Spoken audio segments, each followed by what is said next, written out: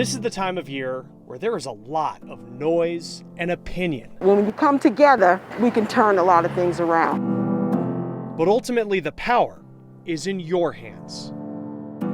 I look forward to voting. I've never voted before in my life. Election day is near, and this week we talk about voting. We've come to Arizona. This is a key battleground state in this election, and we'll show you the work being done to mobilize a key part of the population. The big factors leading up to decisions that will write a new chapter in American history. This is The Race. Welcome to The Race. I'm Chris Stewart. Politics in a pandemic is making this election season as unique as any. And here in Arizona, an important battleground state come November, there is a push to make sure every person has a voice. Blanca Ramirez knows how to step past an obstacle. We're trying to register people to vote. How to not let hurdles become excuses. Because it's really important to vote. She walked this Phoenix grocery store parking lot 5 days a week, registering people to vote leading up to last Monday's registration deadline. Came in the morning, 8 in the morning, to start talking to people and to be registered to vote. Her mission is driven by the obstacles and hurdles she's overcome. We came the whole family to Phoenix, and it was really hard. She came to Arizona from Mexico in 1977. We came from poor people, poor family. Last year, she became an American citizen. It's like I'm born again because like the judge says, now you're gonna start a new life. This November, she will cast a ballot in a presidential election for the first time. When we can mobilize not just ourselves, but like our friends, our family, our social networks, that's how we make change. Araceli Villasevas works for the nonprofit One Arizona. The group has registered more than 150,000 people to vote in Arizona this year. I think it's just one of the most powerful ways of creating change.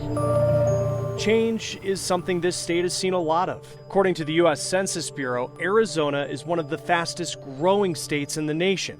About 886,000 people have moved here in the past decade. Arizona is getting a lot of national attention right now, and for good reason. Arizona has gone red in every presidential election dating back to 1996. But recent elections have seen a younger, more diverse voter turnout, making Arizona a toss-up in 2020. I think that's the main obstacle, making sure that voter education is accessible to everyone in Arizona, no matter what language they speak, no matter their background. So that's something that we focus on, reaching communities, especially communities of color, communities that have historically been left out of the political process. A recent Pew Research study shows a quarter of registered Arizona voters are Latino. Voters like Blanca Ramirez. We are ready. I think we were the best this year. There's a lot of Latinos. Yeah, we're gonna be a lot of power. People are expected to vote by mail in record numbers this November. And while different states have different rules when it comes to voting by mail, the process is the same, and experts say it's safe and secure. It's the classic vision of Election Day. Head to your polling place, check in, and vote. But this year, the tradition at the base of our democracy will look very different. Ballots will arrive in the mail for more people than ever. So how does the process work? It's streamlined and closely monitored. You, a voter, get your ballot in the mail. You fill it out, then seal it in the provided envelope. Don't forget to sign. From there, you can add postage and drop it in the mail.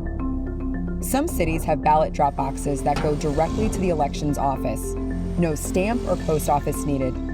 Once the state has your ballot, it goes through different stations where independent workers open the envelope, scan the ballot, and check to make sure everything is valid.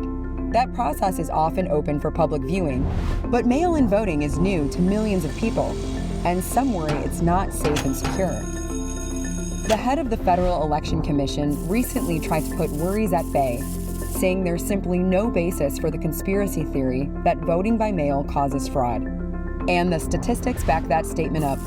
The Heritage Foundation, a conservative think tank, found 143 voter fraud convictions out of 250 million mail-in ballots cast since 2000. That works out to about 8 cases per year, nationwide.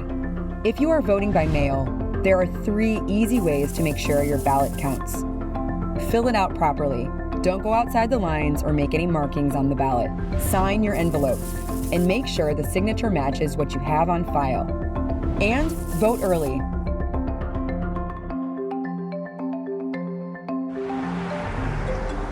I haven't been to a voting place since 1986. It's been a long time. While she hasn't stood in a polling line in over 3 decades, Tori Swissler hasn't missed a vote.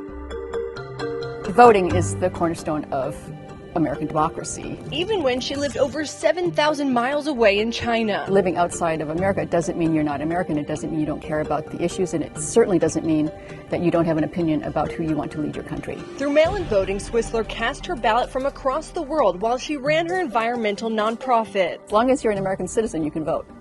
End of story. From anywhere. I mean, think about the military. People in the military are overseas all the time, constantly, and they certainly vote. Now back in the States, she still exercises her constitutional right via the Postal Service. It has all of the November 3rd statewide ballot measures. In states like California, Oregon, and Colorado, voters have had this option for a while. And the number of people choosing it has grown steadily nationwide, up 3-fold between 1996 and 2016. Honestly, in California, the ballot is so complicated, important, and long. I honestly prefer the luxury of voting at home because I can look online and I can check the websites of what both parties' opinions are of the initiatives. And while voting by mail has been around for decades, it's evolving with the times. Many voters can use ballot tracking websites to know exactly when their vote is received and counted. There's a police practices amendment that's pretty important. As the pandemic reshapes how we vote this election, Swissler believes the changes could actually strengthen our democracy, making voting easier and convenient for more Americans. I think everybody has to weigh in on what's happening right now. It's critical. For The Race, I'm Amanda Brandeis reporting. Not all voters trust mail-in voting. We're with the group going the extra mile to help those voters cast their ballots. And could artificial intelligence draw electoral maps? Why some argue it could be the best option. Next.